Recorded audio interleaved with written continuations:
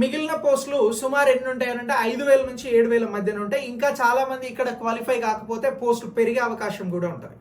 వీటిని ఎట్లా భర్తీ చేయాల్సి ఉంటుంది ప్రభుత్వము అని అంటే డైరెక్ట్ నోటిఫికేషన్ ద్వారా భర్తీ చేయాలి. మళ్ళీ టీజీపీఎస్సీ ద్వారా ఎగ్జామ్ కండక్ట్ చేసి ఆ ఎగ్జామ్ ద్వారా ఈ పోస్టులను భర్తీ చేయాల్సి ఉంటుంది. సో అయితే ఇక్కడ ఇప్పటి నుంచి చూసుకుంటే ఆ ఎగ్జామ్కి టైం ఉన్నది. ఈ ఎగ్జామ్ గతంలో మీరు క్వశ్చన్ పేపర్ అబ్జర్వ్ చేస్తే చాలా చాలా టఫ్, అంత ఈజీగా ఏమి ఇవ్వలే. డైరెక్ట్ నోటిఫికేషన్ వచ్చింది ప్రీవియస్ గవర్నమెంట్లో. సో అయితే ఇప్పుడు పరీక్ష సరళియే పూర్తిగా మారింది కాబట్టి ఎగ్జామ్ అనేది కఠినతరంగానే ఉంటుంది.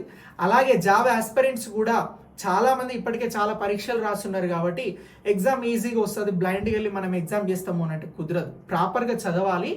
ఆ ప్రాపర్గా చదివిన దాన్ని ఎగ్జామ్లో ప్రజెంట్ కూడా చేయాలి. సో దీనికోసం ఇప్పుడే ప్రిపరేషన్ని ప్రారంభించాలి. ఈ ఉద్యోగాల లక్ష్యం ఉంటాయి, లక్ష్యం లేకపోతే అది పక్కన పడేయాలి. లక్ష్యం ఉంది అని అంటే మాత్రం ఇప్పటి నుంచే ప్రిపరేషన్ని స్టార్ట్ చేయండి. ఈ ప్రిపరేషన్ ద్వారా మీరు ఎగ్జామ్కి సంబంధించి మీరు ఒక ప్లాన్ ప్రకారం చదువుతూ వెళ్తారు కాబట్టి జీపీఓ ఉద్యోగాన్ని సాధించే అవకాశం ఉంటుంది. ఈ ఉద్యోగం సాధిస్తే మీకు దగ్గర ఉన్నటువంటి గ్రామాలలో ఉద్యోగాన్ని చేయవచ్చు. సాలరీ కూడా ఓ 20,000 నుంచి స్టార్ట్ అవుతుంది.